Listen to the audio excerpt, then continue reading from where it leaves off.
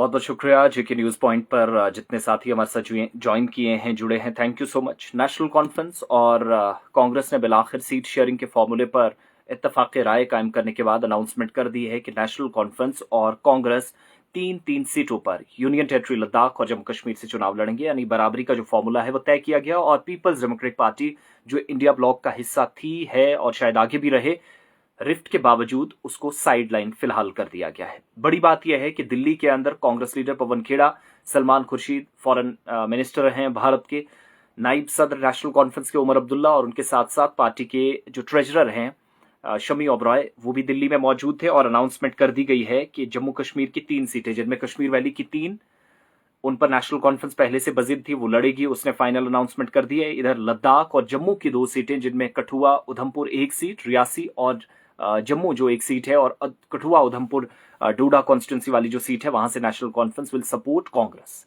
तो 3 नाम पहले से कांग्रेस की तरफ से रखने थे, वो चीजें इस तरीके से डिस्कस चल रही थी। At the end of the day वही हुआ है। नेशनल कॉन्फ्रेंस सेंट्रल कश्मीर से चुनाव लड़ेगी, हो सकता है उमर अब्दुल्ला मैदान में हो। इसी तरीके से नेशनल कॉन्फ्रेंस चुनाव लड़ेगी, आप देखेंगे कि जो नॉर्थ कश्मीर है, हो सकता है कि मीर सैफुल्ला, हो सकता है कि आगा रूहुल्लाह मेहदी, हो सकता है कि लोन साहब के बेटे, इन तीनों में से किसी नाम का ऐलान किया जा सकता है या हो सकता है। लेकिन साथ साथ बड़ी बात यह है कि 2 इंपॉर्टेंट सीटें जम्मू, जहां पर नेशनल कॉन्फ्रेंस के सदर फाइल नॉमिनेशन जब रमन भल्ला की तरफ से की गई, उससे पहले कांग्रेस लीडर चौधरी लाल सिंह की तरफ से की गई, जो बराबरी की टक्कर इस वक्त डॉक्टर जितेंद्र सिंह को दे रहे हैं।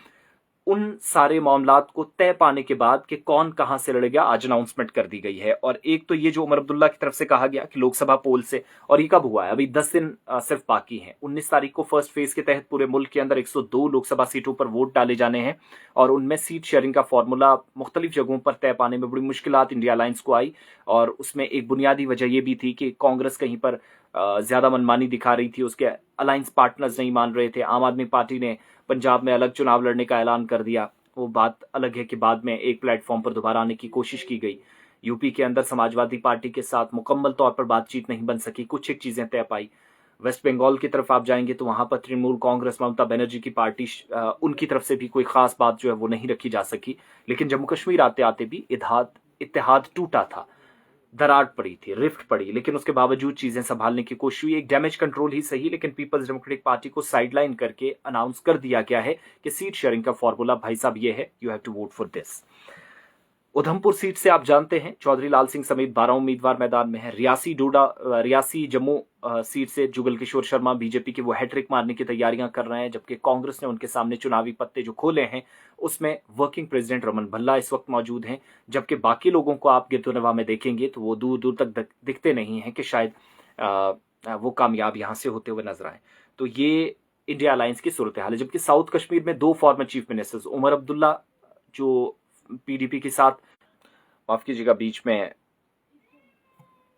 मुश्किलात आ रही नेटवर्क की, तो हुआ ये कि उमर अब्दुल्ला ने कहा पीडीपी साइड रहे और उनने फॉर्मर चीफ मिनिस्टर मौजूदा सदर पार्टी की पीडीपी की महबूबा मुफ्ती साहिबा को उतार दिया। गुलाम नबी आज़ाद, उनका नाम डाल दिया गया, अनाउंस कर दिया गया। आज उनका बयान आता है कि उनकी तरफ से कोई ओपिनियन नहीं लिया गया, कोई पॉइंट नहीं लिया गया, विच मीन्स मुश्किलात काफी ज्यादा डीपीएपी के। और बाद में clarification chief spokes person Salman Nizami की जानिब से भी दी गई। जबकि तीसरी जानिब आप देखते हैं जहां पर फॉर्मर मिनिस्टर हैं, रुकने पार्लियामेंट बनने के इस बार ख्वाब देख रहे हैं मियां अल्ताफ, वो मैदान में उतार दिए गए।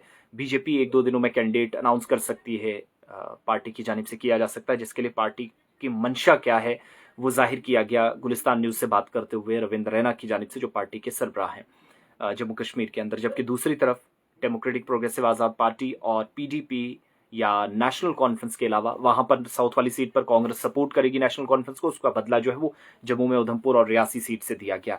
जबकि आप देखेंगे जम्मू कश्मीर अपनी पार्टी, तो फॉर्मर एमएलसी और सीनियर रहनुमा, सीनियर वाइस प्रेसिडेंट हैं पार्टी के जफर इकबाल मनहास साहब, उन्होंने भी अदब से वाबस्ता शख्सियात में भी इनका नाम शुमार होता है, उन्होंने भी जबरदस्त काम वहां पर किया है। तो साउथ कश्मीर के अंदर उनको भी इस बार मौका दिया गया है, ये एक वहां पर नंबर बन रहा है। तो ये सारी चीजें हैं जो अभी तक चल रही हैं नॉर्थ साउथ के अंदर। तो लद्दाख के अंदर केडीए और लेह अपेक्स बॉडी के मेंबरान में से कांग्रेस का उम्मीदवार खड़ा होगा, नेशनल कॉन्फ्रेंस सपोर्ट करेगी, ये भी फाइनली अनाउंस कर दिया गया है। तो ये बड़ी अनाउंसमेंट थी, आप तक पहुंचाना जरूरी था। वीडियो को शेयर करें, अपने साथियों तक पहुंचाएं और अपनी राय से हम सबको जरूर आगाह करें।